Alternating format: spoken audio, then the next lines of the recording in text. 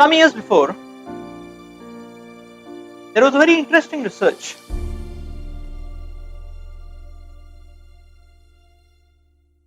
by a scientist, biologist, E.O. Wilson. This research was addressing the problem of ecology, the ecological imbalance, how the problem of the various species of life can be solved. And it was published in the newspaper. And very interestingly, this research offered a solution which was startling. Dr. E.O. Wilson said that all the problems of ecology can be solved if out of all the species existing on this planet Earth, if one species is eradicated from the surface of the planet, the world would become a better place. Problems of ecology will be solved. And the startling fact is that he said this one species is the human species. If this species is eradicated from the planet of the Earth, the world will be much better. Dr. E.O. Wilson explained that in the ecological interdependence, every species has some or the other role to play, constructive, positive role to play, except one species, human species. So rather than playing a constructive contribution,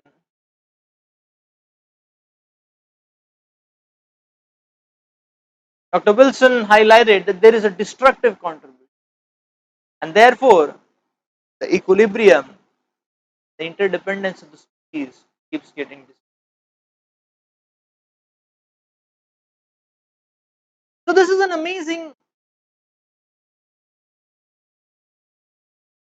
point to ponder over. Right from the beginning of our lives,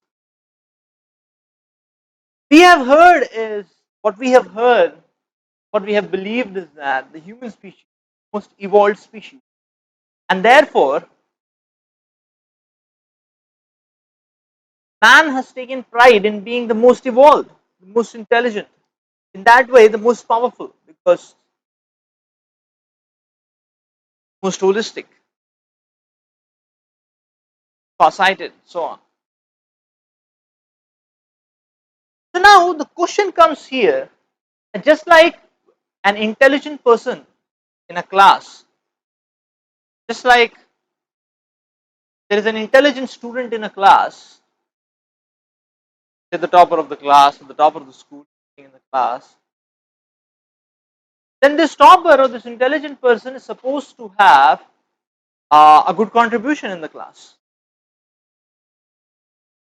I mean, it is not expected that a person who is the most intelligent is sitting dumbfounded in the class. He's supposed to have the most, the maximum interaction with the teacher, or there has to be some positive, powerful contribution from his side. That's what we would expect. So when we say humans are intelligent, human species are the most evolved, then the question comes is that where is the contribution? So on the material scale, Dr. E.O. Wilson points out there is no contribution. There is a destructive contribution. So this raises an important question. Are the human species good for nothing? Are they only there to create destructive vibes in the ambience they dwell, in the ambience they embark upon. Is their presence simply meant to increase the entropy of the ambience? Where lies the potentiality to human beings? Where lies their special, unique characteristic? And on which ground it can be unleashed?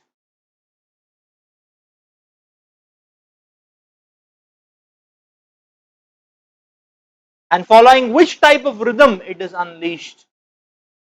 That much more is the topic of this.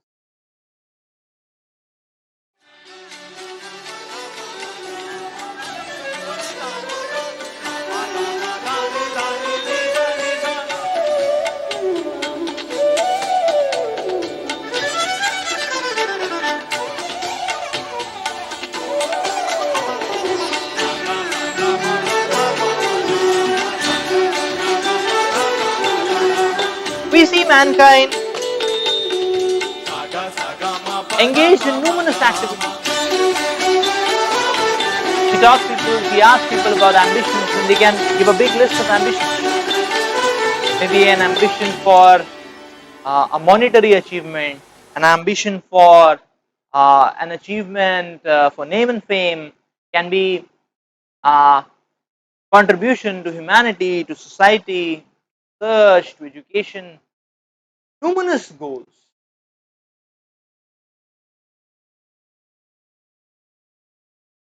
But if you try to probe into that, what is the root point motivation behind our activities, or the root point goal for one's activity? The variegatedness of the activities is infinite, but there is one root point goal. What is it that everyone, through their various varieties of activities, want to achieve?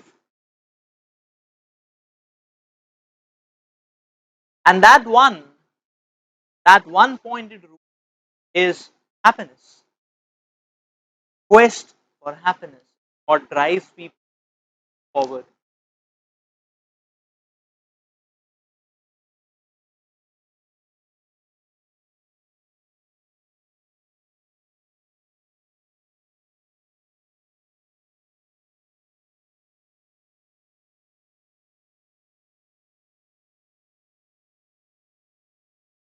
So we find happiness.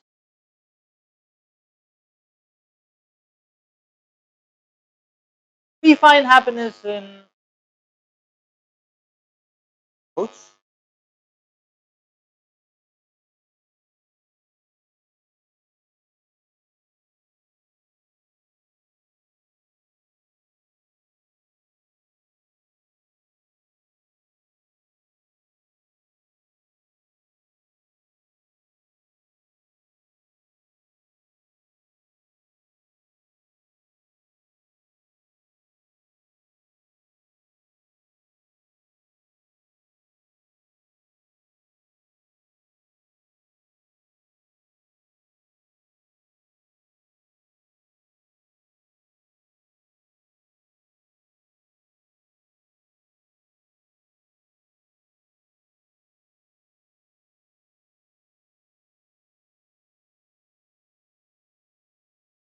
Fine.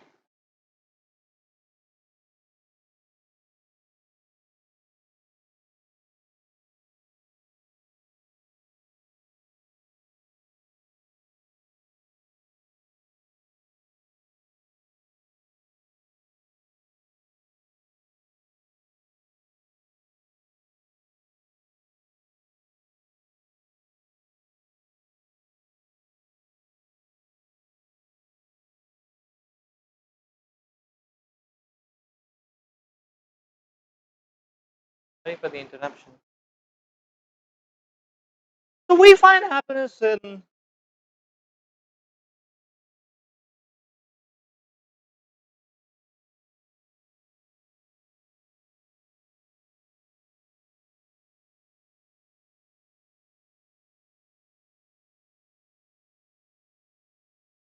rave parties,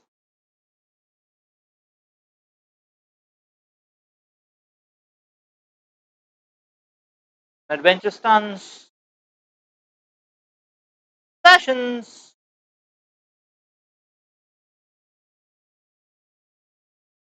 So now if we try to evaluate the whole set, just like if you are given numbers, then you can find out the commonalities in various numbers by finding the factors, the common factors or the highest common factors in them. Similarly, if we try to analyze all these variegated activities, we can see that there is only a basis set of activities wherein all our quest of happiness centered around. And that's what we're trying to prove. And that's where we're trying to play around. So that's the highest common factors behind all these variegated activities or this entire plethora of activities.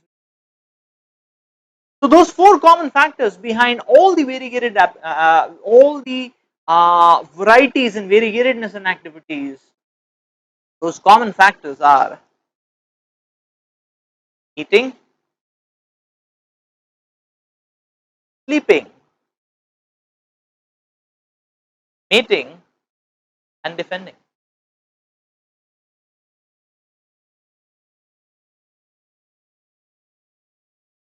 So our drive for happiness is simply revolving around these four items: eating, sleeping, mating, and defending. And therefore, the point says here that happiness means improved facilities for eating, sleeping, mating. How this is a basis set, we can try to see. We go back each of these activities. Each of these activities, if you try to see, say for example, fashion. Now you want to look beautiful to do what? So, so maybe no, uh, to attract a girlfriend. So that means the drive is towards meeting. The drive is towards meeting. Similarly, adventure shows you want to prove yourself. So when the proving oneself is to impress others, then it becomes a drive for meeting, or it is to uh, or it is to show oneself off. Then again, it's to drive for defense or defending. Simply rave parties, same thing, to prove oneself. In parties, people eat, people want to intoxicate themselves. People, so again, it's a function of, or it's a derivation of the same drives for eating, for mating, and defending. Try to show off oneself is defense.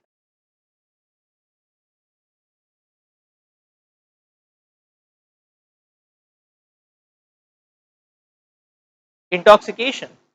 Now, if we talk about intoxication, intoxication is another kind of slumber or sleep.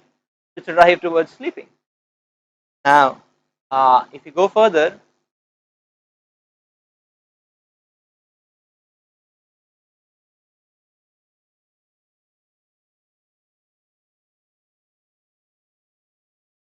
sports. So, sports can be there for good health, and the motivation for good health maybe towards meeting, towards defense. But sometimes sports are also seen as a symbol of national pride. So then it is hardcore defense mechanism. So it's a drive for defense.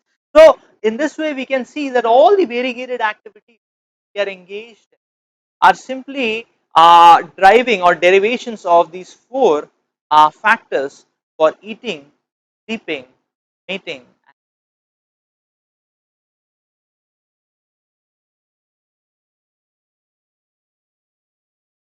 So what's the problem in this? The problem is animals also have friends, animals also have fun, animals also have family life. Animals also find happiness in eating, sleeping, mating.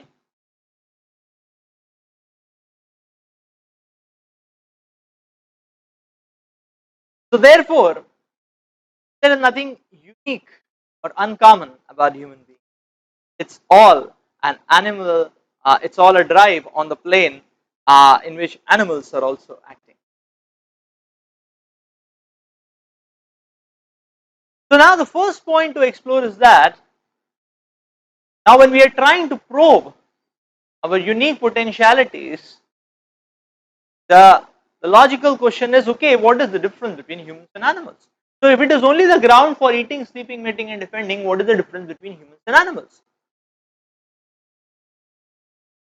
Can we say that we derive more happiness than animals?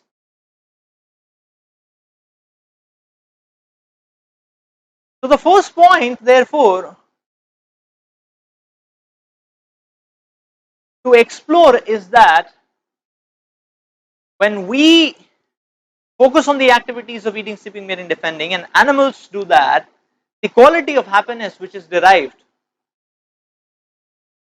by them or by us is of the same order. The quality of happiness is not much different. Quality of happiness is not much different. Just like, say, for example, eating. So we may be eating in a 360-degree rotating table restaurant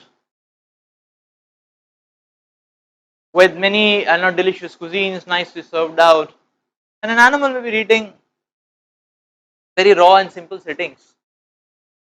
But the point is that both feel nourished and both feel strength. So that means both are deriving happiness. The second point is that the foods are not interchangeable. Say, for example, a hog or a pig may not opt out to eat halwa, even if the halwa is served to him. He may sniff it, but may not eat it. He is tuned to eating.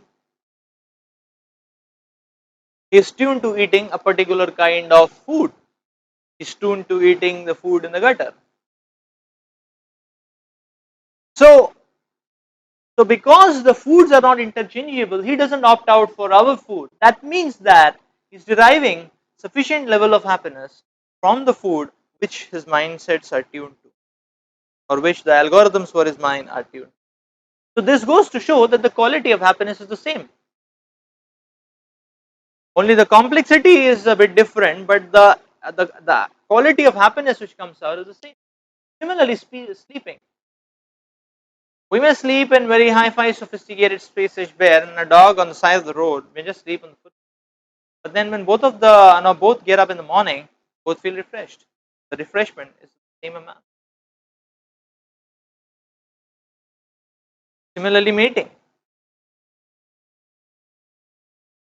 Similarly, mating. A dog may not get attracted to Miss World. Will not get attracted. So that is why we can understand that the objects which can further this drive or which can supply this drive of eating, sleeping, mating, defending, and our senses which experience this drive of eating, they both have their pre-installed tuning, and that tuning gives satisfaction to various species. So that means that the quality of happiness is not increasing. It's not that we are deriving more happiness in these drives than animals. Similarly, defense. A monkey may use his teeth and claws in a very raw way, and we may use nuclear missiles, but the attitude is the same. We may maintain very sophisticated borders and kill each other on the border. Uh, and whereas you may see the two monkeys also maintain a separation, this is your area, my area, and they may also sniff at each other, sometimes bounce at each other. You see, the mentality and the activity is the same, just the sophistication is. So, therefore, the question which comes is that then are we not losing our unique? Are we not losing our essence if we simply remain on these planes, on this plane of eating, sleeping, eating, and defending? So these four activities are common to humans and animals. Now, the next point which comes is that now if you try to see and analyze the speciality of various species,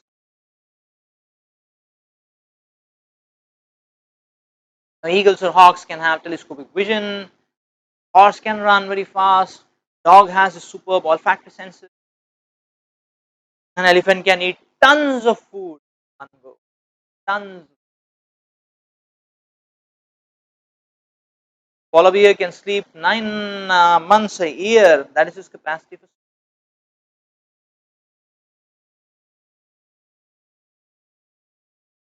So similarly, we can see birds. Many birds can make air-conditioned nets, and um, so each of these species are endowed with unique speciality. The speciality which gives them rather a cutting edge or an ace to satisfy these drives for eating, sleep. Just like an animal, just like say an elephant. Now, an elephant will not eat 3 bananas, 4 bananas a time. May eat hundreds of bananas a time. So at one point of time, his diet can be uh, in quintals. So that's an elephant. Sometimes children in school they have competitions for who can eat more bananas. The highest count may come 30, 40, 50. But even a baby elephant can defeat such a score that way.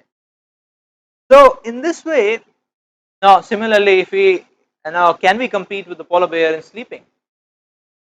Even if we take sleeping pills, how many days we can sleep in a row? Polar bear sleeps 9 months here. So we can understand from this that when it comes to eating, sleeping, mating and defending, rather the statistics show that animals can do it better than us. By the way, if we try to ask the question, just like every species has a speciality, what is the speciality of human species? If you're trying to question that, that question is not so easy to answer.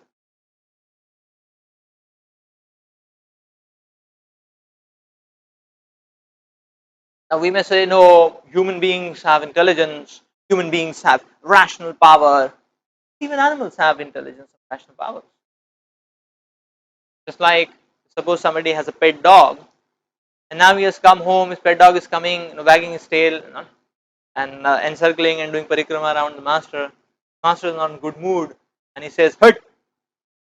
Immediately the dog understands this fellow is not in good mood, so he goes and sits in a corner. That when he'll be in good mood, then I'll come. Right now, I don't want to, unnecessarily mess up with him. He has that intelligence. Similarly, we can see many times in home there are cats which are roaming around the kitchen, waiting for the right moment to pounce in. So when the mother is there in the kitchen, the cat will not pounce in. Milk is boiling, mother is there, milk is kept. Cat will not pounce if somebody is there. When nobody is there, the cat will pounce in. And they have that intelligence as well. So that's why if we try to understand that really what is the speciality of a human, it's not an easy question to. And if we evaluate or do a comparison on the grounds of eating, sleeping, eating, see that animals can do better than humans. In fact, so we can see that yes, animals can do better than humans. So so so therefore, where lies the uniqueness?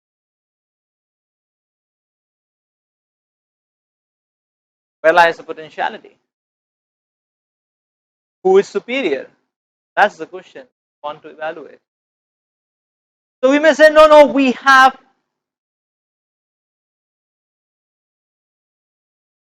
reached the summit of material advancement. That is our uniqueness.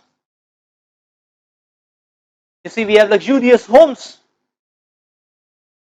But then the matter of the fact is that, okay, people may be living in luxurious homes, but they don't get sleep. Basic thing. For that, people, because of anxieties and stress and hypertension, people have to take sleeping pills. So we may have skyscraper buildings. Only problem is that people jump from the top floor of the building and commit suicides. We may have jet planes. They cause jet lags.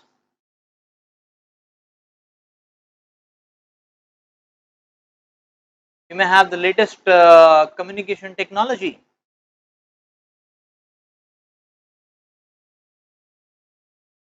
You may have the latest communication technology, but it seems to be ineffective, not much effective in bringing people to the knowledge, or bringing people to the awareness of how to increase the quality of our lives, how to overcome the drives of stress, tension, mental hassles, so on.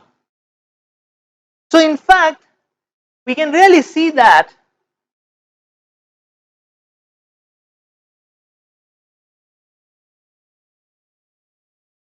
the potentiality of human beings seems to be directed on a wrong ground where it is not supposed to be. The potentiality seems to be engaged on the wrong ground actually. And therefore, we can see eating, sleeping, mating, defending don't seem to be the right grounds where human potentiality and consciousness and absorption has to be there. Because we see, we just saw that how even animals can get the same quality of happiness, and then we saw that animals can do it better. In fact, when human consciousness is riveted towards the drive for eating, sleeping, mating, and defending, what to say of gaining happiness? We can see that they suffer much, much more than animals.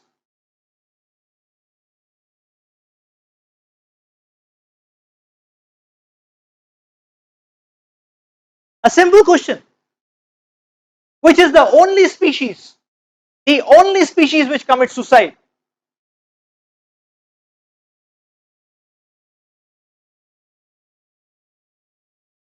Only the human species. Why? The human species is the most evolved, the most far-sighted, the most holistic. Then why is it only the human species which commits suicide? Now let's try to have a, say for example, a pictorial comparison, just to give us a feel of the seriousness of the point which we are trying to highlight. So just imagine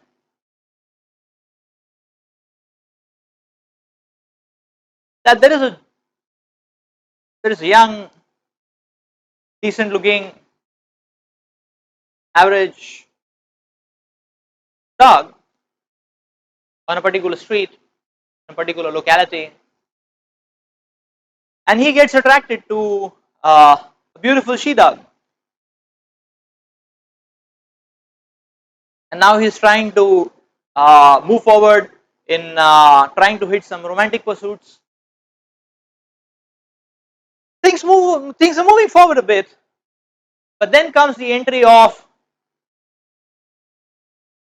a more powerful, a more dashing, more strong, or charismatic dog, and he wins the favors of the she dog. And our former dog, poor fellow, he lost it. Now the question is that what is he going to do? So the immediate answer which comes is that what is he going to do? He's going to go on some other street, find somebody else, and try to see if it hits there, if it works out there.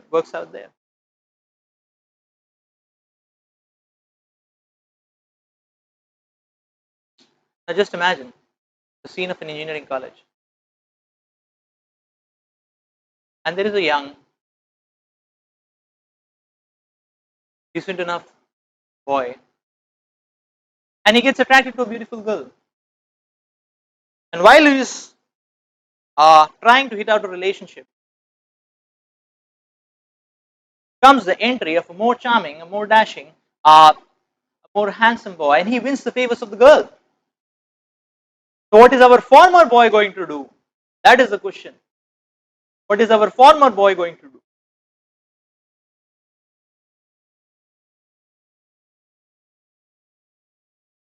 If you try to see statistics, so many engineering and medical colleges or arts colleges talk about uh, suicides,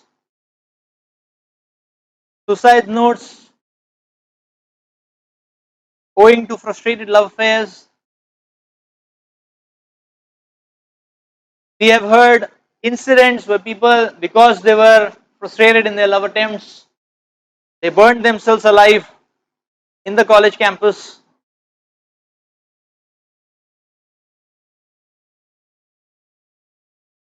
If you try to see statistics, this behavior is not going to be so simplistic as a dog did. Okay, wait for 1 year, the new first year batch will come, and try to find somebody, that batch, the next batch. It's not going to be so simple as that. So this goes to show that actually the drive or the plane for eating, sleeping, eating and defending. If human beings strive on that plane, they make themselves more susceptible to suffer much more than animals. What to say of gaining happiness?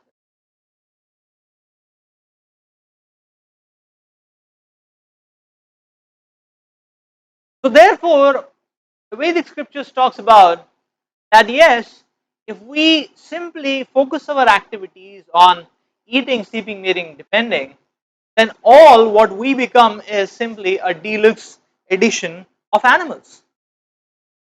That's all.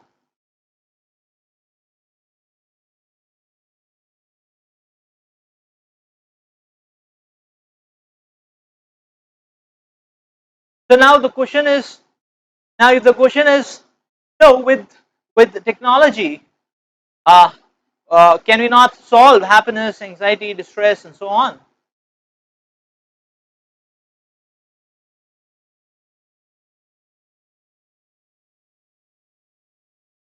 So we can see that the now just because now we can see that why technology is also not able to solve our problem, because again technology furthers the same cause and same drives of eating, sleeping, and defending, and therefore all it does is make ourselves more susceptible to dissatisfaction, anxiety, and unhappiness.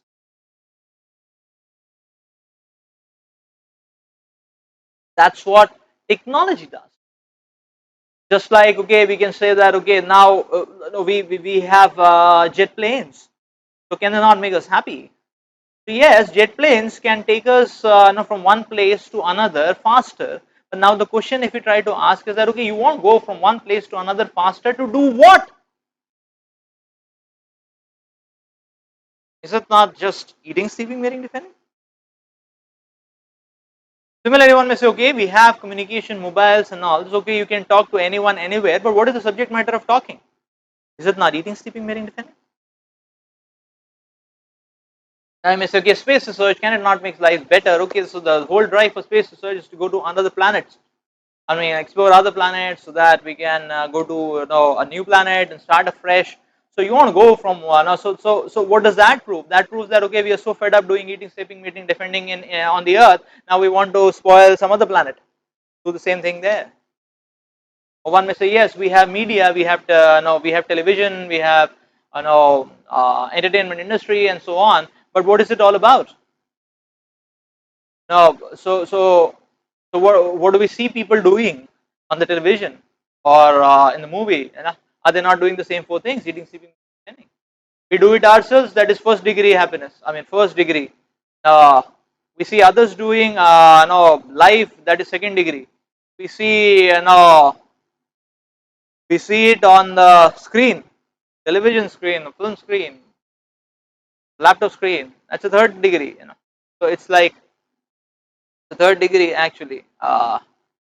Of so it's a messed up case actually.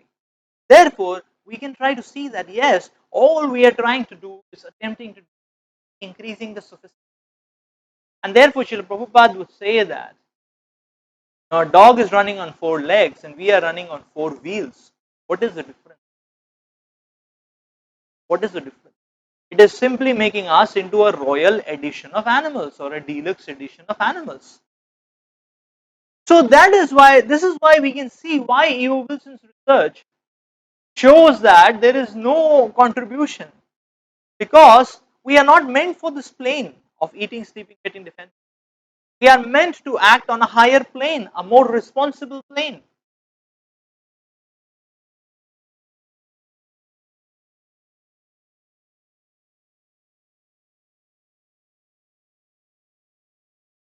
So this is a beautiful verse from Mahabharata. Ahara nidra bhayamaitunam cha samanyami pashubhe naran dharmo hitesham adhiko vishesho dharme nahina pashubhe samana.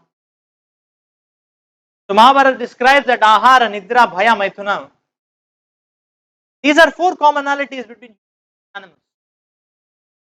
But the unique speciality of the human beings is the drive for dharma.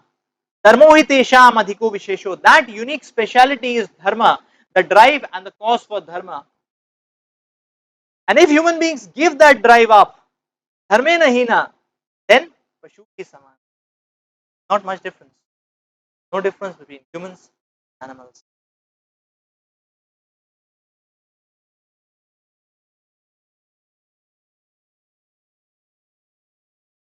So the superiority comes only when this potentiality of inquiring about God or performing the dharma of obeying the laws of God, loving and serving Him, performed. Otherwise, it's just animalistic life. Just animalistic life. So now, therefore, now we can better understand the research of Dr. E.O. Wilson. So this research is talking about that yes, human speciality, human contribution is not on the material plane. Human speciality and contribution is on the spiritual plane. We are supposed to contribute to the planet, to the ecology on the spiritual plane. That is where the uniqueness, potentiality of beings person.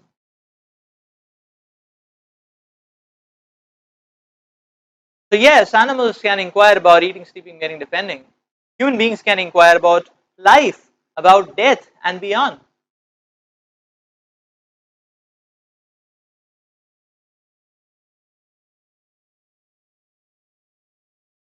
So we have higher intelligence to find out the cause of suffering, to inquire about the purpose of life, to harmonize our life with God and nature. So this is our unique potentiality, and this unique potentiality will be unleashed only by utility, only by utilization will this potentiality be unleashed. It's just like, say for example, say for example, if there is an suppose there is an IIT computer science pass out, and he had 9.5 CGPA, and he has been a university topper, and he has been rocking such a powerful intelligent person. But after he passes out, if he opens a pawn shop on the Kharagpur station or the Havada station,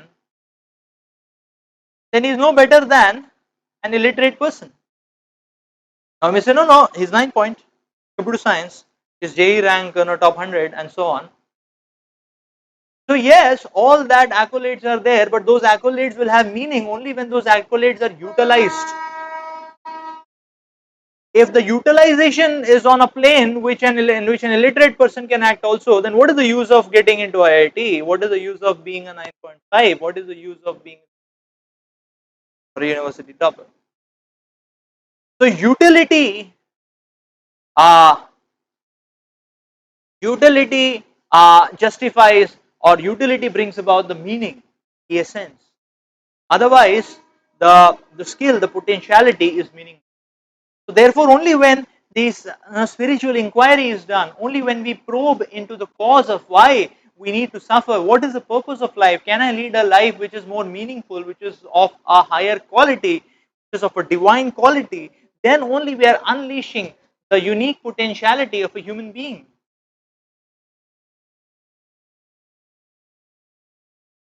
Why should we not do that?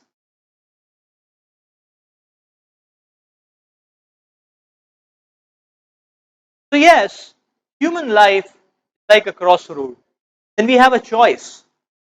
Much to say, if we try to analyze, objective analysis of animal species, we can see that, objectively speaking, animals behave on instinctive patterns. Whereas in human life, there is a choice. If we want, we can also get. If we want, we can also flow by the dictates or the waves of instincts. But if we want, we can resist them also. That choice is only there in a human species. So yes, if there is a higher inquiry, if there is a divine inquiry, then from human life one can get promoted to a higher life. But then there is no inquiry, then one gets demoted or to lower forms of life like animals. Therefore, human life is a crossroad. So, two important questions: why am I suffering, and what is the purpose of life?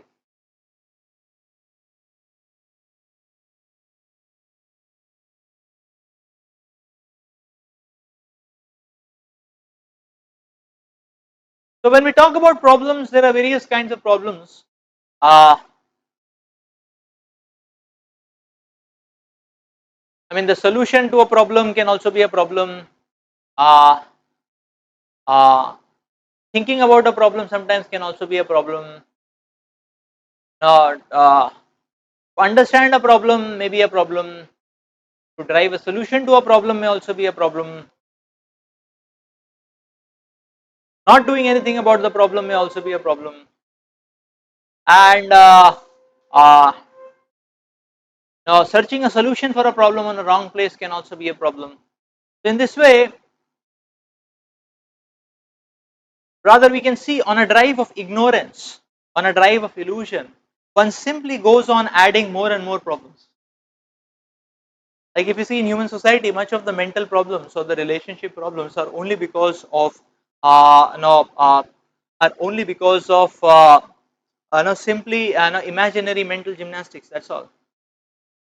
That we assume things about people, we judge people, uh, we we simply unnecessarily extrapolate and stretch out what all possible things they could do and so on and so forth, and our simulations gear us to behave in a certain pattern which digs out the negative in relationship, so on. So that means we can try to see that the acting on a ground of ignorance can actually ignite or can actually explode with so many, one problem, we act on the wrong plane, on the plane of illusion, on the mental plane, it can explode into so many problems.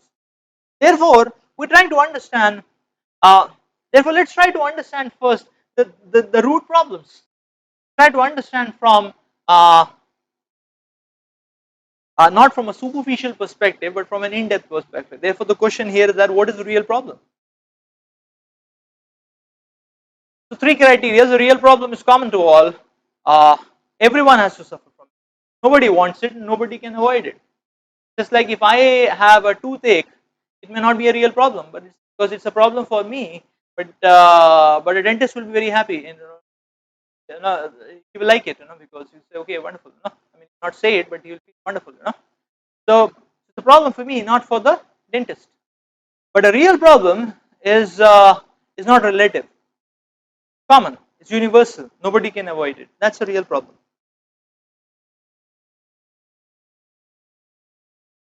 So now, uh, if we muse over deeply, we ponder over deeply, find out, okay, what are the real problems which we are facing in our lives, which we are racked with, in our lives, common to everyone.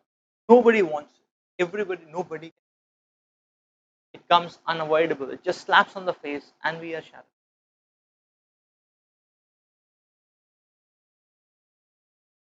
So the Vedic texts are talking about is real problems. We want to remain young forever. Very soon we start getting old. Body has become weak and frail. If the body is taken off, the tight skin is taken off. Uh, so yes, old age is a real problem. Nobody wants to grow old. but the time forcibly makes all of us old, which makes all of us into, takes off the youth from all of us actually, makes our body weak and frail. Person grows old, instead of two legs, he has to take the help of a third external leg. The person becomes, not the person becomes weak, and the body becomes weak, the mind also becomes weak. So, old age is a very fearful stage because one becomes dependent on others, uh, body organs are not cooperating, there is intense agony. And and the person becomes less productive. When you become less productive, then the society, even family members sometimes no, don't give much value because you're not much productive. So there is the agony for there is the agony for being discarded from the society or be considered as a burden or parasite in the society. That's old age. It's a problem. Nobody can avoid.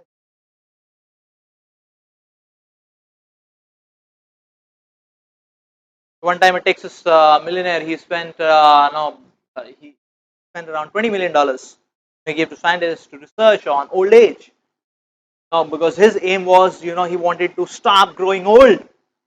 The scientists were researching and they were getting newer and newer, understanding about how old age sinks in and how old age comes in. And whereas this research, this millionaire, he was getting more desperate because time was passing. The scientists were promising that now they are understanding much better. This research is really working out very nice, very powerful, like that. And in this way, decade and decades were passing by, and this millionaire was becoming old.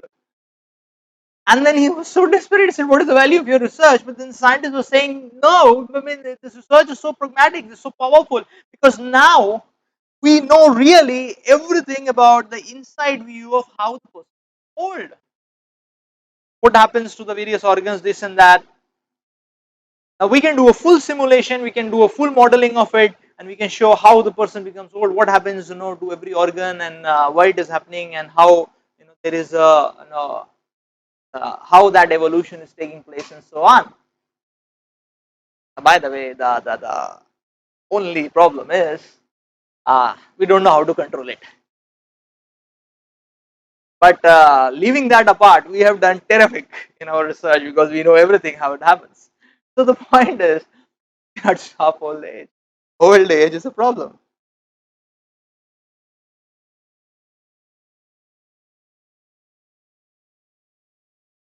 Yes, people capture sweet so that they can at least see in their old age be satisfied.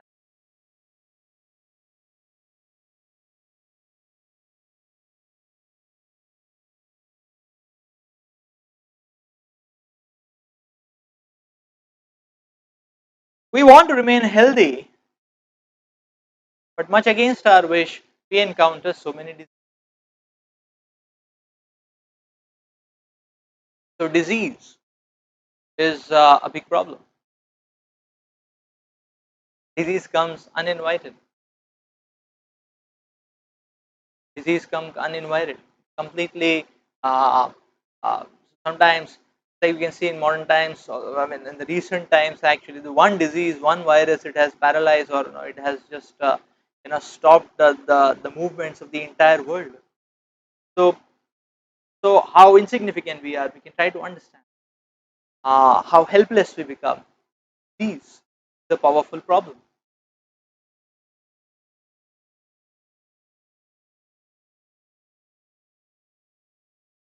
So the Vedic Shastras talk about that, yes, birth, old age, disease, and death. These are the four real problems. Birth is also a problem.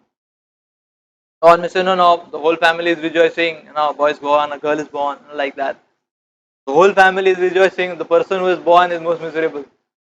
Birth is a painful phenomenon. Birth is a painful phenomenon for the child. So, so in fact, the uh, the development in the womb of the mother is itself a very painful phenomenon for the child. The delivery is a very painful phenomenon for the child. Painful for the mother also, painful for the child also. So, so it's a problem. Which is a problem. and death. Death pulls the full stop to it. Death pulls the full stop to it.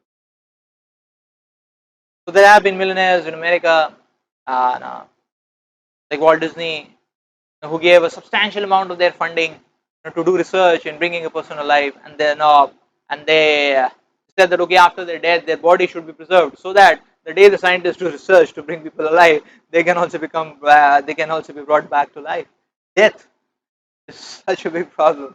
Even the no, death is such a big problem, but it is inevitable. So these are the four real problems.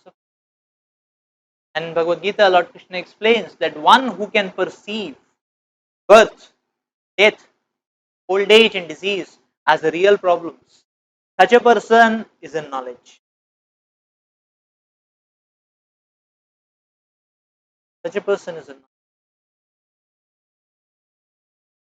Now one may say, okay, birth is one time affair, lifetime once, death, one time affair, old age, okay, few years, decades of our life. But then there is a big whole chunk of 4-5 decades where we can enjoy life. Disease, okay, when a disease is there, maybe once in a year, sometimes, okay, fine. But other times we can enjoy. So why to worry about it? Sometimes people say 4 दिन की चांदनी है तो उसमें तो no, you can enjoy, squeeze out as much as you can while you can. That's what people say. That's the kind of dictum you can hear and see. So here the Vedic Shastra telling, hold on, press a pause button. Birth, death, old age, disease will be one-time occurrences, but then we are also tormented with constant problems as well. And those constant problems are called as klesha. Klesha. So the Vedic Shastras explain that there are these three kleshas which constantly keep tormenting us. And the Vedic Shastras portray Mother Durga as the jail superintendent now who is punishing living entities. You've seen she's having a trishul, he's punishing, and that trishul is having that three spokes. So these three spokes are the three kleshas with which everyone, all of us, are getting tormented. First one is adhyatmic klesha, miseries due to our own body and mind. So body gives numerous troubles, and when body is not giving trouble, mind is 100% giving troubles. And even when the body gives trouble, still the mind gives trouble.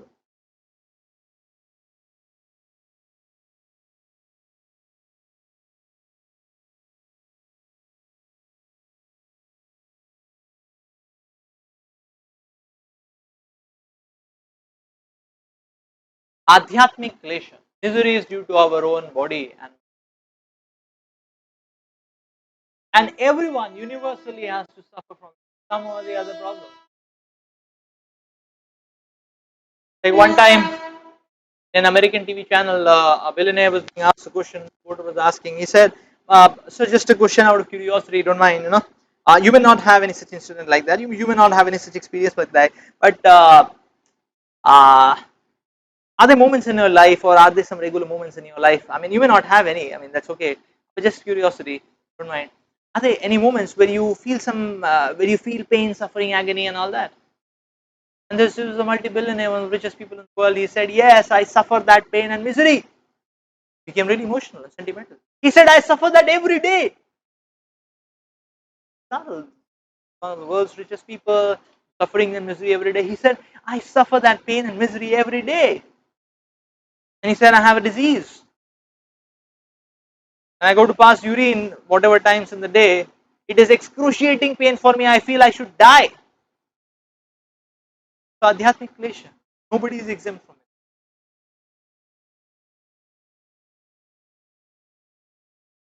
it. Adi bhautik klesha.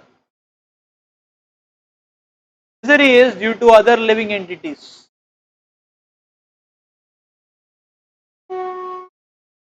Misery is due to other living entities. So Misery is due to other living entities. Adi bhautik klesha. Some or the other person is there to discolor the colors in our life. That's what we can see other living entities.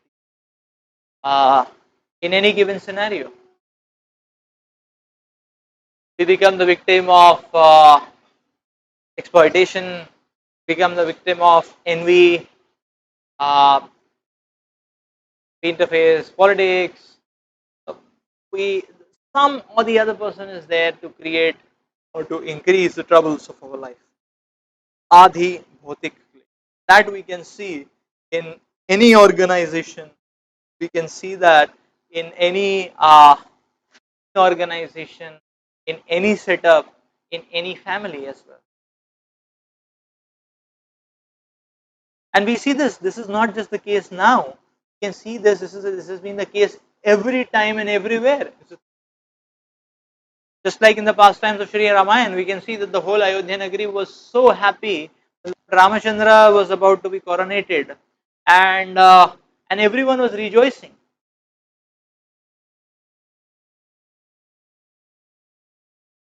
including his mother Kekai. So happy. But then there was this one lady, one living entity, created such a big changed the whole scene, discolored the whole scene. Manthara, when she started anti-preaching, you can say, or contaminating the mind of Kekai, who was herself rejoicing that Lord Ramachandra is going to be king. And then the way she twisted the thought process, or she molested the thought process of Kekai, and when Kekai started charging, then you see the whole kingdom was so much trouble, so much. So everyone had to suffer separation. So you see, the point is, some or the other living entity always is there to create problems. Adi bhautik klesha. The next is Adi daivik klesha. Misery is because of natural disasters. Misery is because of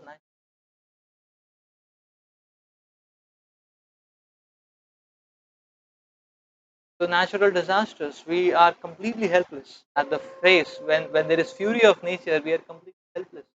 Katrina, New Orleans took 9 lakh lives. So we are completely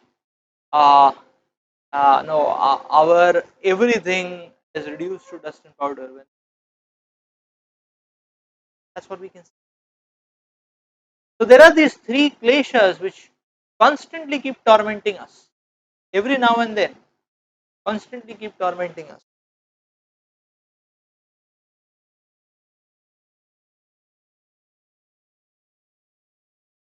Now we want to evaluate that, okay, having understood that there is suffering, which is, where we can take refuge, where we can take refuge, take recluse. Uh, what is going to solve the problems? Can science solve the problems? Science give an end or put an end to the sufferings of our life? So here we can see science shows state of the art medical facilities, the latest technology at our disposal. So although yes, we have become so advanced in medical, but our plans for good health and happiness are thwarted every now and then. So yes, given a particular disease, we may know how to uh, uh, we sometimes get a mastery over curing one particular disease, but then we see the slap of nature sometimes, uh, because one particular disease is solved, but then we see that in the time evolution of as time is passing by, we are seeing newer and newer diseases coming up, newer and newer diseases, AIDS, SARS, newer and newer diseases coming up, which we have been MERS, and we never know about this. Newer and newer diseases coming up. At other times, we see that okay, certain diseases were eradicated from the surface of the planet, but then there is resurgence of diseases. The diseases are coming now in a new avatar. In a new avatar.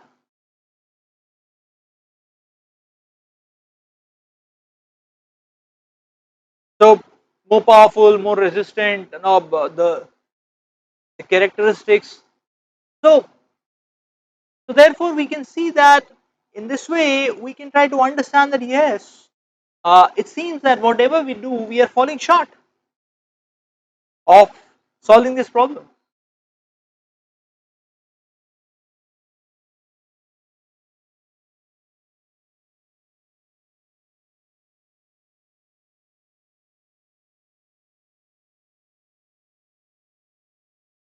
So this case study depicts that the case study which you are seeing presently about the boxing champion Muhammad Ali, the world heavyweight boxing champion, who had been at the top of the world for many decades, was the undisputed, unrivaled boxing champion Muhammad Ali.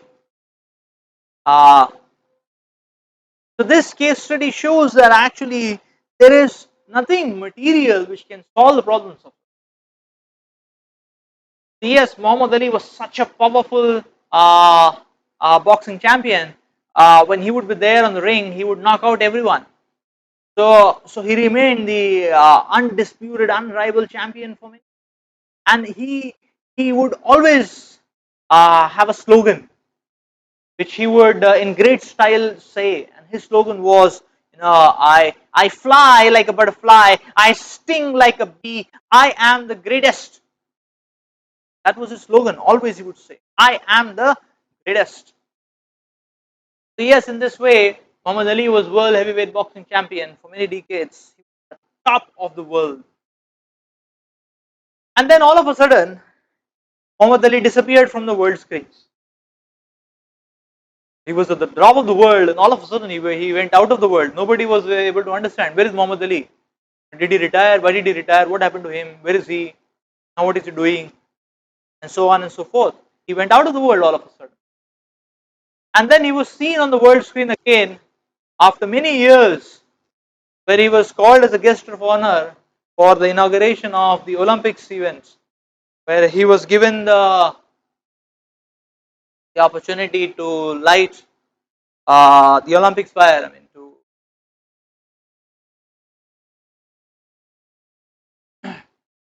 and he was not able to carry the torchlight in his hand, not able to bear the torch, weight of the torch.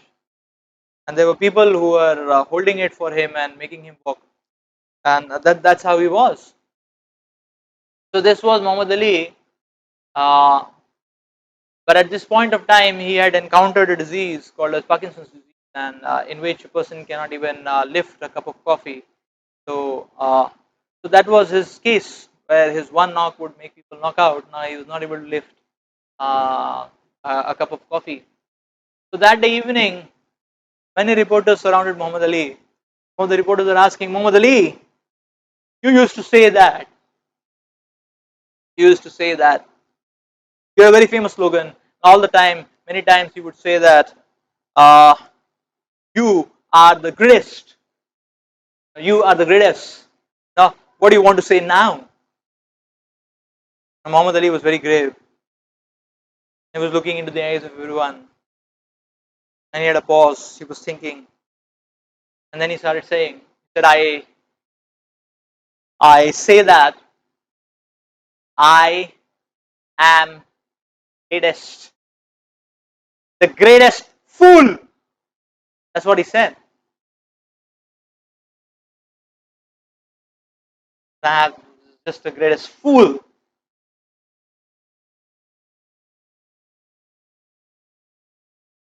So he meant to say that yes, he did a big mistake of his life in just uh, trying to fluff around on the material plane and seeing uh, the and simply being fluffing around on the material plane and seeing the material success is everything actually. So he was beaten down by this one disease actually. So and so that's why we can understand that yes, these sufferings are universal and nothing material is going to solve it. Nothing material is going to solve it. Muhammad Ali with Parkinson's disease was.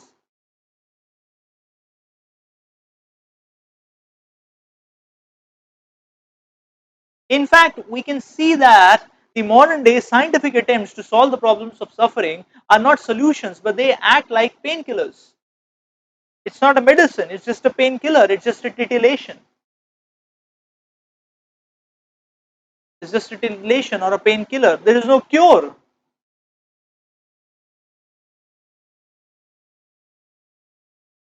Just like tranquilizers or antidepressants, they can actually tone down the person's time being, but the state, the agonizing state of the person, there is no cure for that.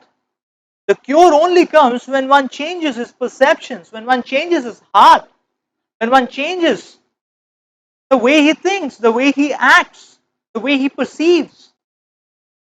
When one filters off the negative qualities from his heart, installs the divine qualities of his heart, awaken and ignite the divine qualities of his heart, that is the cure. But on the material scale, there is no cure.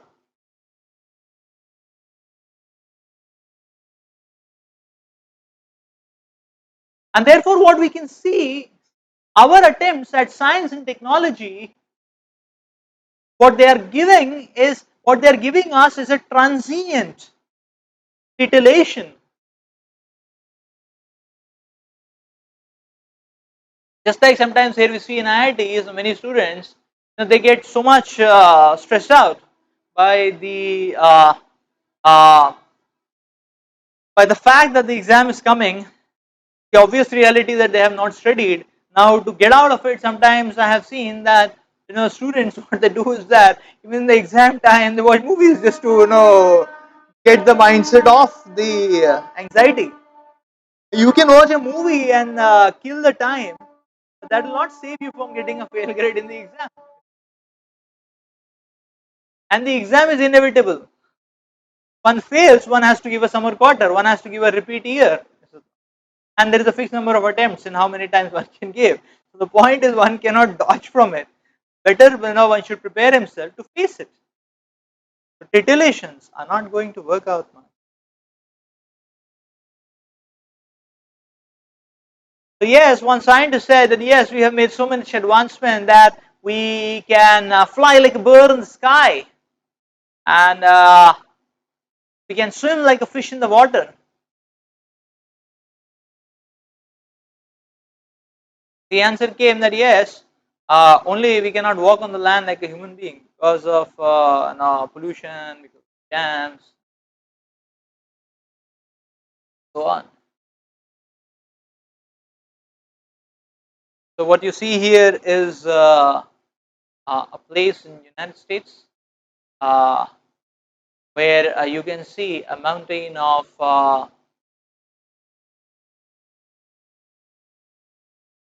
60 lakh tires.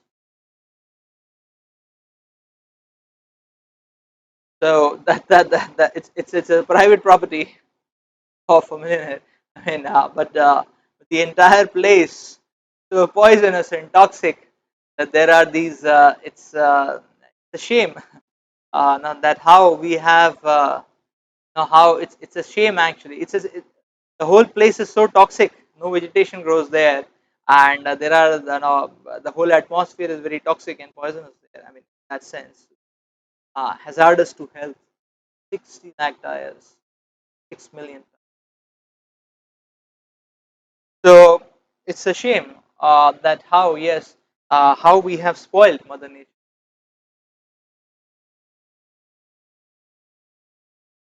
So yes, science has invented bombs that can only blast living beings into species. There are these nuclear weapons and there are these biological weapons which are so lethal and so blatant. But where is the technology which can create life? Where is the technology which can preserve life? No such technology like that. So in this way, we can try to understand that what modern day scientific attempts are doing are they're simply trying to patch up the problem. It's like, okay, if the problem is old age, they say, okay, use a hair dye. A hair dye can make your hair black, but then that doesn't take you off. Uh, the wrinkles, they say, okay, use a facelift, then the wrinkles will go away. There is back pain, stomach pain, and all. Say, okay, use face painkillers. There is breathlessness, use oxygen tubes. But we can try to see, if you try to analyze, these are all patch up solutions. Patch up. It's not a real solution. It's just a patch up, temporary, make stopgap, makeshift solution. Just like sometimes we may see that, okay, children are playing around in the home, they have messed up everything. Everything is disordered in the drawing room. They have thrown. There is paper everywhere. There is wafer packets everywhere. The bed sheets are everywhere. Everything is messed up. All of a sudden, the children get a call that 10 minutes some very important guests are coming. Everything should be clean. Now they are in a big mess. How to rectify it all? So all they do is that all their naughtiness, whatever, everything disordered, they just push it all to one corner of the room, the blanket over it. Okay, everything is tidy and ordered now. This is called as a patch up. Not clean, it's not tidy, it's just a patch up.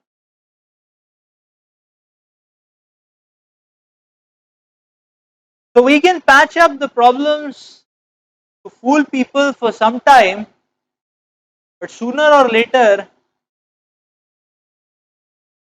the reality will be exposed. Sooner or later, the reality will be.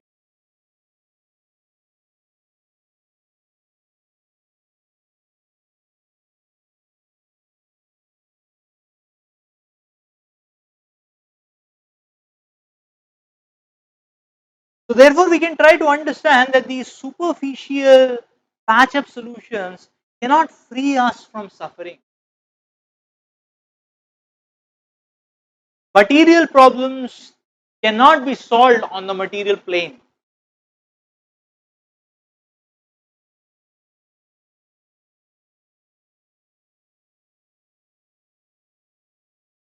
But material problems can be solved. Some material problems can be solved by no, by transferring our consciousness to the spiritual plane, and certain material problems are solved if we start living on the spiritual plane. Then the problems of the material plane get dwarfed. Get dwarfed. So just like uh, uh, if a person wins a $1 million lottery, say for example, but he loses his 40,000 job, so then the loss, the agony is dwarfed by the fact that there is such a huge gain which one. So that's the point, and therefore we need to transcend this the spiritual plane, and therefore we need to understand. Uh, we need to think beyond birth and death. We need to think beyond this gross material body.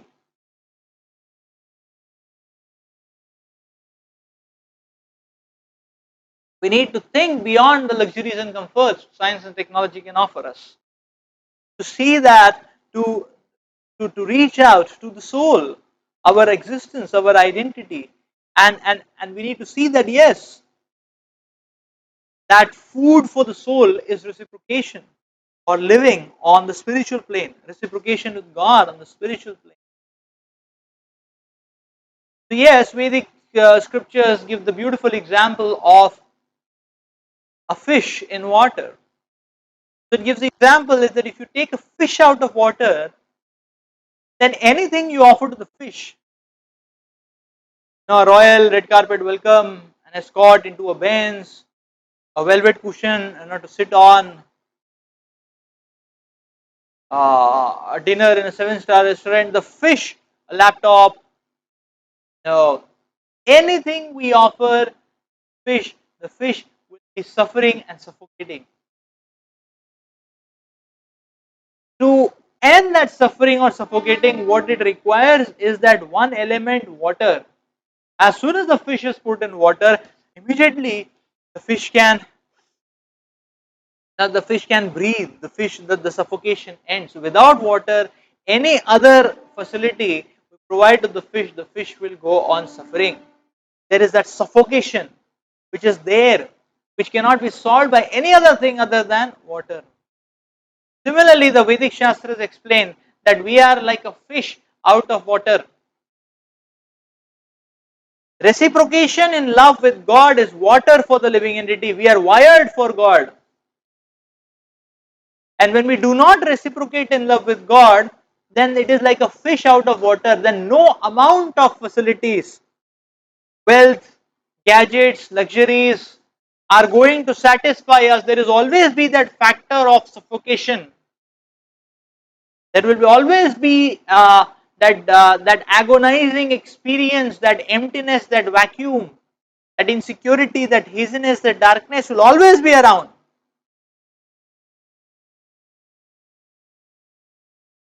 So only that one point, uh, only that one point, now only that one thing, that is water, can satisfy us. And that water is our loving reciprocation with God. When we reciprocate in love with God, we can experience that breath, we can experience life, we can experience that strength, that fulfillment, that satisfaction.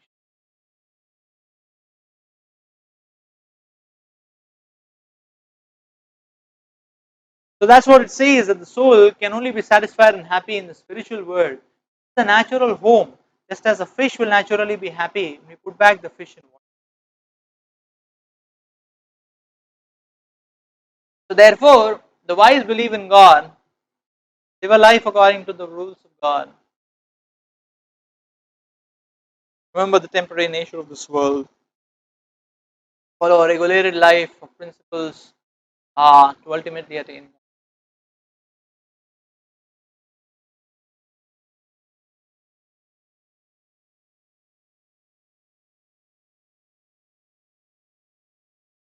Whereas the foolish simply are mad after short-lived pleasure. Just like there is no point investing in a bank which is about to be doomed, or now investing in a company which is now just about to be doomed. Similarly, something which is temporary and transient, it's not very intelligent to invest all our life's energy, all our focus and absorption in it. We should invest in an eternal cause or a lasting. So therefore it is said that yes, we want to become the lord of material nature, we want to control things without caring for God, who is the real proprietor and controller. But then all we land up in is running after temporary things which simply can intoxicate us but cannot solve the problems of life. Therefore it is said that you see, the life is like a journey. There are so many passengers who are traveling along with us, but at any given point of time we see people around us are missing. So now when one is traveling in the train, one should not be too much worried about no uh, whether no, what seat he is on, what is the cushion of that seat, and so on and so forth. It's all temporary and transient. Sometimes we see in a train, two people are fighting for a particular seat, window seat, and they are fighting, no, fighting. In the meantime, they realize that their station has come and the train is about to leave. Both of them have to pick up their luggage and run away. So what was the point? Now, in spoiling one's, so in this way we can understand that life is also like a journey, and simply we keep fighting for a window seat, this seat, that seat, some temporary cause or some temporary transient cause which doesn't have any meaning over the integral of life.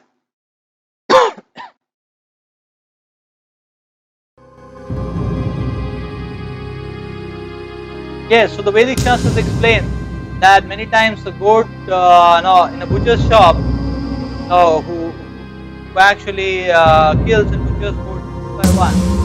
Now, the goats yet to be butchered, maybe fed with grass, and the goat may be very happy eating the grass, not realizing that her number.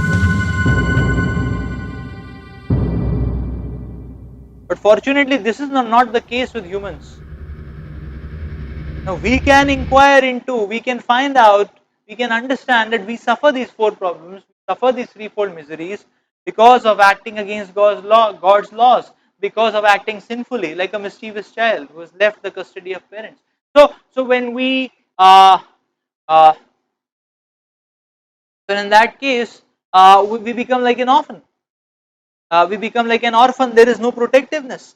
So the protective, we can understand the Vedic Shastra talking about that. Yes, the principles of dharma are like a protective shield. In fact, in this way, we can understand that just like somebody has a very strong and powerful immune system, that the person will not get disease so easily. Just like in the COVID scenario, also we can see people who have strong immune system, even if they get the infection of COVID, it's a very mild symptom. They're not creating much damage. So if the immune system is strong, then one will not get disease. Even if he gets infected, it won't have much impact. So now, therefore, the point which comes is that yes, these principles of dharma are a protective shield. If we install these principles in our heart, they act like an immune system, like a shield. It shields us from the provocations and the agitations which life brings about. So many of the things we will not affect us, it will not hit us, and that which infects us will create minimum damage. Why? Because the principles of dharma act like this protective shield, and we have that strength. It's just like a kavach. The warrior is having a kavach. It's an iron kavach. Even if a sword comes, it cannot penetrate because he is having kavach, or a bulletproof jacket. One will not be affected. That's the point we have to understand. That's where the principles of dharma can come in to help us out.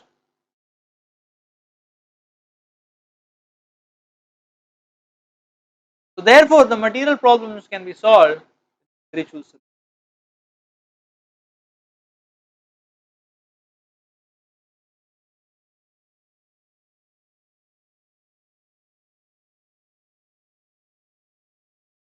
That's why the goal of our lives should be to mine out the divinity in ourselves, to reawaken our relationship. So yes, the Lord Krishna said in Bhagavad Gita, Arjuna, that yes, you are not this material body, you are the imperishable soul. And therefore, when one acts on the level of the soul, when one supplies the food for the soul, which is loving reciprocation with God, following the laws of God, then one can be healthy and strong to face the problems of life, the four real problems and the threefold kleshas. Therefore, the Lord explains in Bhagavad Gita, Mam upetya punarjan dukhalayam ashashvat napnuvanti mahat tam siddhim paramam gata. After attaining me, the greatest souls were yogis in devotion never return to this temporary world which is full of misery, because they have attained just.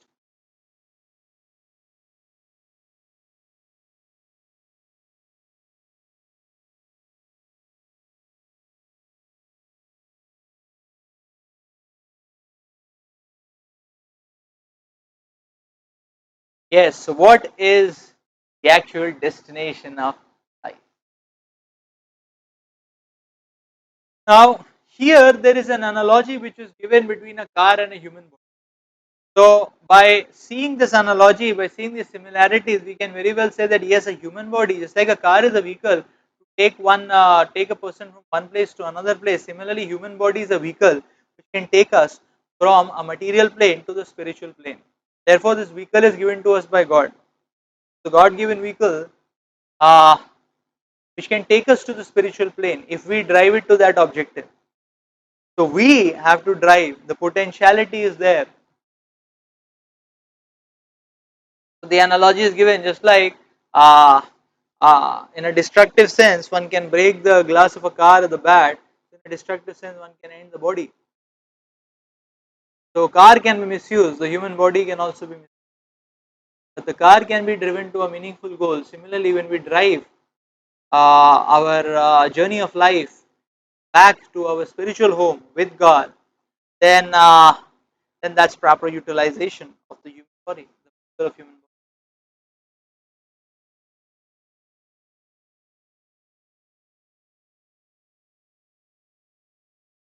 Whereas if one simply leads a life of pampering the body but forgets the soul, it's like taking care of the cage of the bird in terms of polishing the cage, but in terms of polishing the cage with paints, this person has forgotten to feed the bird, so the bird is dead and the cage is looking so. Similarly, if we don't feed the soul,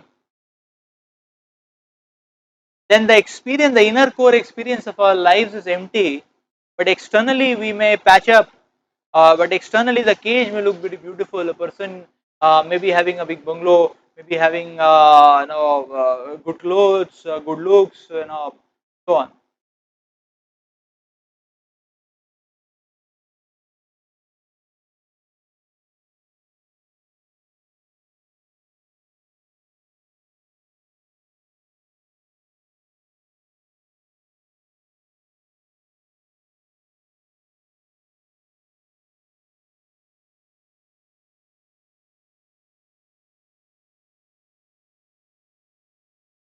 So yes, therefore we need to understand that what we what we need to solve the problems of life, to solve the sufferings of life, what we need to further the quest for happiness, realize or to complete this quest for happiness, what we need is to transcend on the spiritual plane.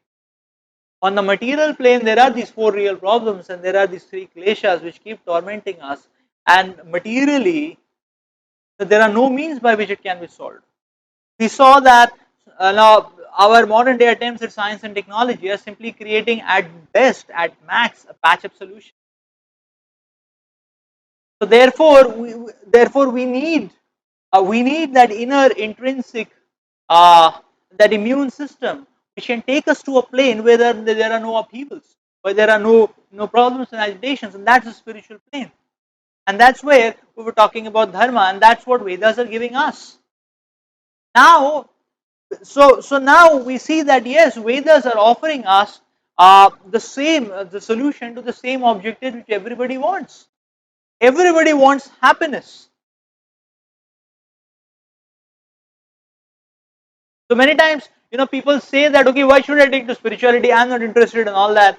No, so it's not about taste or flavor. It's about what can give us the solution to the problems of life. It can what can further the cause of happiness. So everyone wants happiness, but many times people don't reflect back and think that what can really give them happiness. Vedas are also offering solution to the same quest. Vedas are also saying, okay, be happy because the intrinsic nature of the soul is to be happy. But the point to understand is that the Vedas are telling first have knowledge about how to become happy. Just like when a person is diseased, then a diseased person can never be happy. There is no point. A diseased person can never be happy. He can be relieved if he is getting cured from the disease, but he is not happy. Only when he is normal, hale and healthy, then only the question comes that he can be a bit happy. Similarly, in the material consciousness, being entangled by the conditionings and being entangled by the mind, one can never be happy. That's a disease state. One has to come beyond it. That's what the Vedas are offering us. An eternal solution to the problems of life. So when it came to Vedas, or when it comes to Vedas, many times people very easily sometimes say that no, they are outdated texts. What are they talking about? Maybe mythology. And it's not relevant nowadays, and so on and so forth. So on one hand, we hear many times people rejecting Vedas, saying that it's outdated and all. But many such people might not have even read what is there in the Vedas. That's the first point. The next point to understand is that although people can very easily no, very easily deny the existence of the Vedas and God, but they are but they are very meticulous, or but we can see, but they are very meticulous in actually using the gifts which are given by the Vedas, their day to day lives. Just like, say for example, yoga and pranayama, the whole world is using that. Yoga, pranayama, meditation. The whole world wants to. Anybody, whether they have any understanding, appreciation for God, meditation, everybody. Similar. So there are these gifts, Vedas. Like we can see that people very easily apply Vastu Shastra. People very easily apply, say for example, the gifts which are given by Ayurveda. People talk about herbal items and so on. So all these gifts we are very easily able to take, but no, so although many times the society very loudly speaks about denying the existence of God, the efficacy of the Vedas, but the but we can see under the cover everyone is very nicely utilizing the gifts given by the Vedas, very nicely utilizing the gifts. So the Vedas, we need to understand deeply what the Vedas are offering us. In fact, even in the life of a modern day atheistic person, uh, his life he is adding so many gifts which are given by the Vedas. So why not take it up fully? That's the whole point. Why not take it up in a proper way?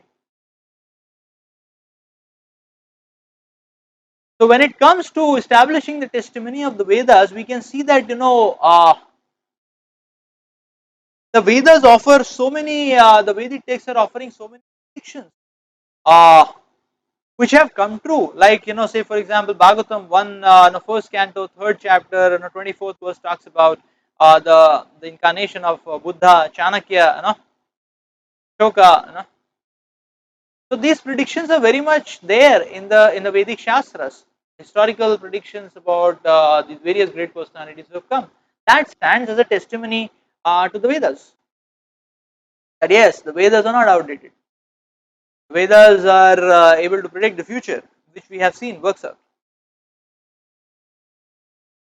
We can see advanced knowledge in the Vedas.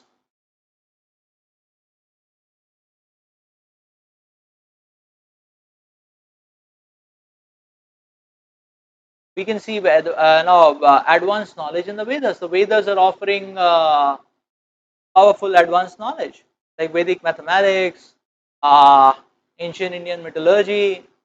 Vedas are offering us advanced knowledge, embryology. Uh, now, if you buy a medical science book which explains about embryology, and if you open now Srimad Bhagavatam, Srimad Bhagavatam third canto talks about how the embryo develops in the womb of the mother. And if we read a medical science book on embryology, and if you read Srimad Bhagavatam, there are amazing similarities. So yes, Vedas are advanced. It was Jagdish Chandra Bose who said that plants have life. He researched, and but then the Vedas are already talking about it. So yes, there are these indefeasible Vedic truths. And now the next point which says is that just like even in science there are axioms. Axioms means fundamental rules which one has to accept. Which create the model of the science, which create the plane of the science. Like the X, Y, Z plane. Don't establish the plane. Which space you're talking about. So the axioms actually are truths which have to be or rules which have to be accepted. Just like in complex arithmetic you have to accept I is an imaginary unit, but if you don't accept it, you cannot solve so many problems. The Heisenberg uncertainty principle. There is an axiom, it has to be accepted. You cannot talk about any quantum science without it. So there is no science without axioms. Similarly, in the science of life, which Vedas are talking about, we need to accept certain rules, which we cannot fathom, which we cannot fathom from our mundane senses or no immediately. Just like I cannot be fathomed. But then you use the concept of complex arithmetic, then you can solve problems. And when you measure when you measure the situations of life, you can see that the calculation and the figure which is measured matches. That means accepting those axioms can solve the problems of life. I mean, can solve a real life problem, and that's how you understand the efficacy of the science. Similarly, accepting the principle does, we see that the problems of life can get solved. as per the calculations which Vedas are giving. So now the point is, therefore, the point is that yes, when we talk about, when we are talking about Vedas, we see that yes, Vedas are very deep. Vedas has so many things to offer us. There are scientific facts. There are things which can make our lives better and more meaningful, more subtle, which Vedas are offering us. But if we try to probe into that, what is the key essential thing that Vedas are offering us? We try to probe into that, then we can understand that the most important thing, the main thing which Vedas are offering us is reawakening of our love for God. The most important thing which Vedas are offering us is our relationship with God. That is the best thing which Vedas are offering us. So if we are excited about the side product, like sometimes students are very excited about Vedic mathematics, or people are very excited about meditation or mind control or yoga asanas, or vastu and so on. If you are excited about that, those are the side products which Vedas are offering. That's not their best and top performance of the Vedas. The best and top performance of the Vedas is that Vedas can transport us from the material plane to the spiritual plane. That's what Vedas can awaken our relationship with God. That's the best, topmost offering of the Vedas. So the appeal is, why not try it out enthusiastically?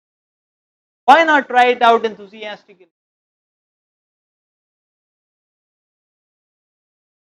So we can see that, uh, so in general, if you see that, real intelligence, life lies in accepting the intelligence of others. It's just like, somebody has invented a laptop. Now we don't have to be so intelligent as to invent a laptop from scratch. We can just use it and further the inventions. Does not. So similarly, we can see that the Vedas are offering us, divine intelligence which has stood testimony to the waves of time. And if we just add in our lives, that's real intelligence. That's real intelligence. And therefore, now therefore, in a very scientific and enthusiastic attitude, one should evaluate this powerful alternative which the Vedas are offering us, eternal lives. Now, our search for happiness to manifest, to precipitate our hankering for happiness in the form of tangible, eternal, perpetual manifestation. And in this way, one can unleash that our we can unleash our true potentiality by enthusiastically trying out, installing this intelligence which Vedas are giving, and thereby transcending the material plane and thriving on the.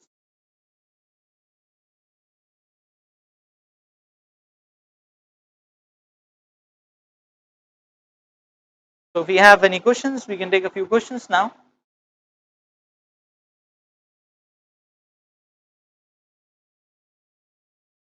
However, technological advancement is necessary, like buses are giving time utility, poles are connecting us. How is it done? Yes. So, technology is a tool. So, technology is a tool. And it is not that technology is bad, but technology becomes ineffective, driving out or solving the problems of life. Technology is only utilized for furthering the drives for eating, sleeping, mating. So the technology is necessary for survival. So that's fine. But so there is no denying the fact. What is bad is not technology.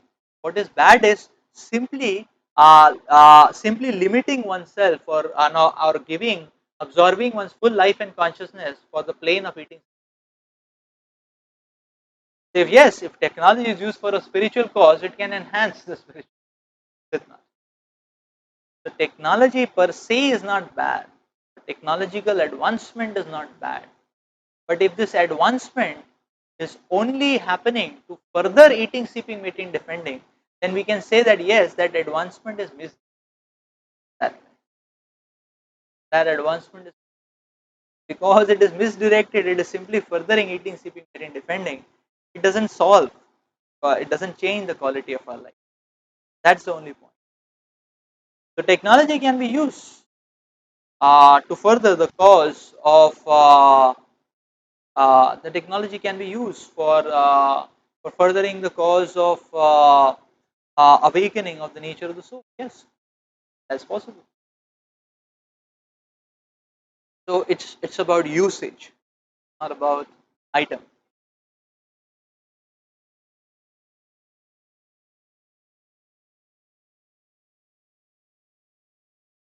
So just the usage on the material plane is maybe necessary, but it's but if the usage is on the spiritual plane, then uh, it opens up amazing dimensions. The returns are much. We should use technology for glorifying God, not just for eating seeds. That's the idea.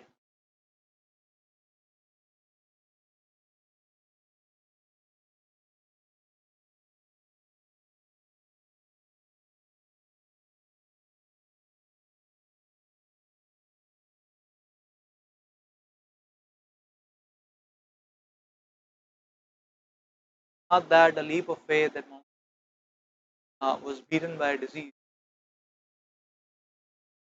Then he uses thoughts.